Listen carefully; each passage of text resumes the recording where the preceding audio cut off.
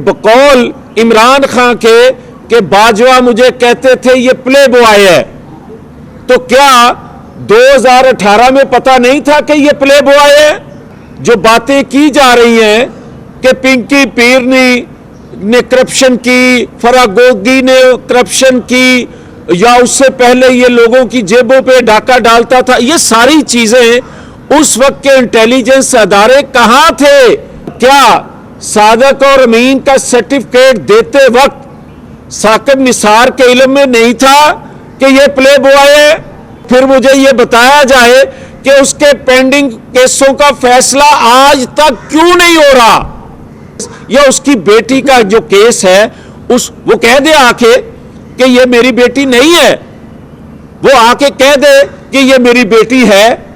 کسی نے روکا؟ کوئی ایک بات تو ہے نا۔ بندی کی گئی وہ جنرل حمید گل نے کی اور عمران خان کی شکل میں اس کو لانچ کیا گیا۔ 2014 میں ایک دوسری جھلک آئی اور جو سرپرستی کر رہا تھا اس وقت کا بندہ وہ بھی آپ کے علم میں ہے۔ 2017 میں ایک ترقی کرتا پاکستان، ایک پھلتا پھولتا پاکستان، جس طرح اور جس حالت میں اور جس خواہش پر 2011 میں کسی کو لانچ کیا گیا تھا، اس کی تکمیل 2017 میں کسی کو ہٹا کے خواہش پوری کر کے پاکستان کو اس نہج تک پہنچا دیا گیا جس نہج پہ آج پاکستان کو آپ مہنگائی کے حوالے سے، سفارتکاری کے حوالے سے، اخلاقیات کے حوالے سے، معاشی حوالے سے آپ دیکھ رہے ہیں۔ مگر بات یہ ہے کہ یہ سلسلہ کب تک چلے گا، اور کیا نواز شریف بار بار قربانی دیتا آئے گا، اور کیا 2017 ہو، 99 ہو، 93 ہو، نواز شریف نے اپنی قربانی، اپنی ذات کی تکلیفیں بھلا کے آگے بڑھنے کی بات کی کوئی گارنٹی نہیں لی، نہ گارنٹی آج چاہتے ہیں۔ مگر کیا یہ سلسلہ رک گیا؟ نہیں رکا، اس لیے کہ کیا مجرموں کے اقبالی جرم کے بعد بات ختم ہو گئی؟ جب ہم 2017 کے بعد کہتے تھے کہ ایک ٹروتھ کمیشن بنایا جائے، آج بات ٹروتھ کمیشن سے آگے نکل گئی۔ جب ٹروتھ، سچائی قوم کے سامنے اقبالی جرم کی شکل میں آ گئی تو پھر کمیشن کیسا؟ پھر اور کیا دیکھنا ہے؟ مگر آپ نے یہ بھی دیکھا کہ 23 نومبر 2022 تک کھلے عام سہولت کاری کی جاتی رہی، اور سرپرستی کرنے والوں نے ایک روپ نیا دھار کے ایک نورا کشتی شروع کی، اور وہ نورا کشتی اس شخص کے ساتھ مل کے شروع کی اور کی جا رہی ہے۔ وہ یہ کہ ایک بندہ، ساری دنیا کہہ رہی ہے کہ اگر آپ حکومت نہ لیتے تو اس بندے کو کوئی امیدوار پاکستان میں نہ ملتا، تو پھر مجھے کوئی بتائے کہ جو میں نورا کشتی کی بات کر رہا ہوں اس کو عوام میں دوبارہ سے قابل قبول بنانے کے لیے ملک کو اس حالت تک پہنچا دیا کہ لوگ جو محبت کرنے والے، جو قیادت محبت کرنے والی ہے پاکستان سے، انہوں نے اس حالت میں ملک کو دیکھ کر اپنا کندھا پیش کیا، اور وہ کندھا پیش کرنا ان کے نزدیک ایک عبادت تھی، اس قوم کی، اس ریاست کی خدمت تھی۔ مگر جو لانچ کرنے والے تھے انہوں نے اس سے بھی ایک فائدہ اٹھایا اور 23 नवंबर तक तो बराह रास्त पॉलिटिकल सरपरस्ती करते आए, मनसूबा साजी करके उसको लॉन्च नहीं, उसको चलाते रहे, उसको मकबूल बनाने के लिए मुझे कोई ये बताए कि जो वो कहता था ये साजिशी खत जो साइफर के हवाले से उस वक्त के जो एस्टेब्लिशमेंट के चीफ थे, क्या उनको इल्म नहीं था कि ये साजिशी खत झूठा है? उस वक्त वाज़िया तौर पर कौम को क्यों ना बताया गया? और क्या इंटेलिजेंस अदारों के लोग जो हैं जिसका वो सरबराह था, क्या उसको बता नहीं रहे थे 2018 में या 2011 में जब लॉन्च किया जा रहा था कि बकौल इमरान खान के बाजवा मुझे कहते थे ये प्ले बॉय है, तो क्या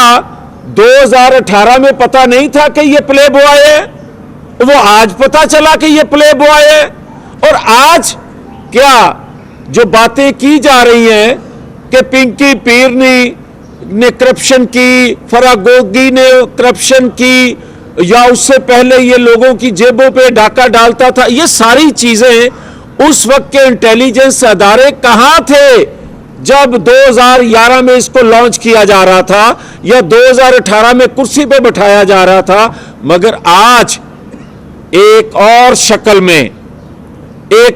शक्ल में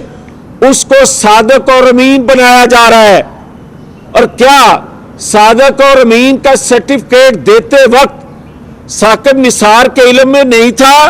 कि ये प्ले बॉय है? क्या उस वक्त सईद खोसा साहब के इल्म में नहीं था कि जिसकी सरपरस्ती वो कर रहे हैं वो प्ले बॉय है? मगर क्या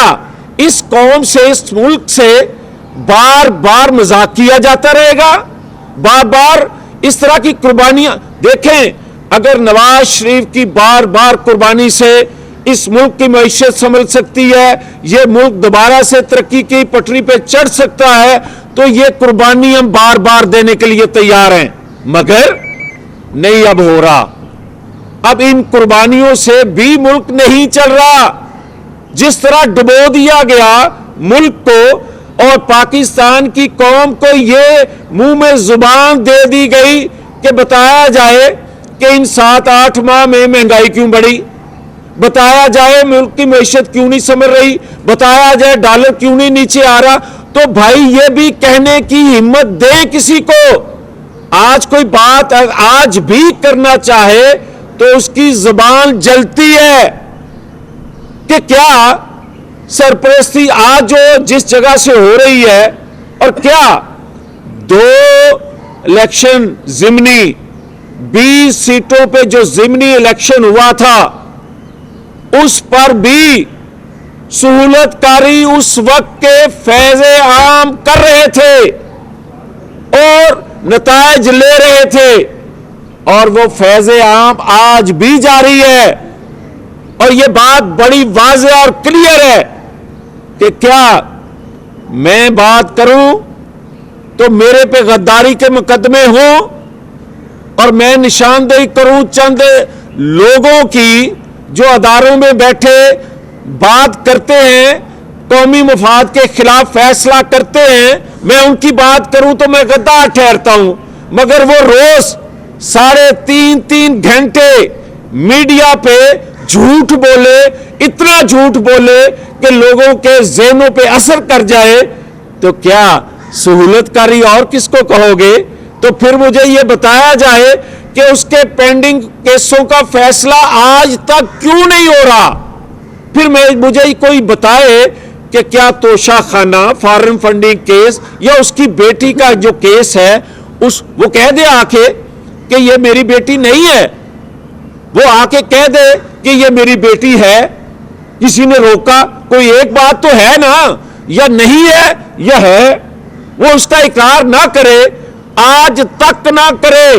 आज तक जवाब ना दे, तो फिर मैं किस तरफ देखूं? इसलिए ये मैं बात कर रहा हूं कि नवाज शरीफ कुर्बानी नहीं देगा। नवाज शरीफ ने ریاست کے لیے، قوم کے لیے بہت قربانیاں دی، مگر اس کی قربانیوں کا صلہ جو قوم کو ملنا چاہیے تھا، جو ریاست کو ملنا چاہیے تھا، اس کی قربانیوں کو ضائع کیا گیا۔ آج وقت ہے کہ جو اقبالی جرم کر رہے ہیں، جو کردار 2017 کے تھے، ان کے اقبالی جرم کرنے سے ریاست کا، قوم کا جو نقصان ہوا ہے اس کا مداوع نہیں ہو سکتا۔ اس کا مداوع یا پاکستان نے آگے چلنا ہے، جو کہ انشاءاللہ چلے گا، اس کے لیے ضروری ہے کہ ان کو کٹہرے میں لایا جائے۔ اس کے لیے ضروری ہے کہ ان خاص طور پر 5 کرداروں نے جو 2017 میں کردار ادا کیا، ان کی جیبوں سے اگر پیسہ نکال کے پاکستان کے خزانے میں رکھ دیا جائے تو مالیاتی اداروں سے نئے کڑی شرائط پر ایگریمنٹ کی ضرورت پیش نہ آئے اس قوم کو۔ جتنی کرپشن، جتنا لوٹا ہے 2017 سے پچھلے 2022 کے 23 نومبر تک جو کچھ لوٹ لیا، جس نے لوٹ لیا، وہی پیریڈ جو ہم تو حساب دیتے ہیں نا، ہم سے پھر حساب لینا لے لیں، مگر خدا کے لیے یہ جو 5 کردار ہیں جنہوں نے ریاست کو اخلاقی طور پہ، ریاست کو سفارتی طور پہ، ریاست کو معاشی طور پہ، ریاست کو مالی طور پہ جتنا نقصان پہنچایا ہے، اگر ان کی جیبوں سے وہ نکال لیا جائے تو پاکستان کو اس بھنور سے، معاشی بھنور سے نکالا جا سکتا ہے۔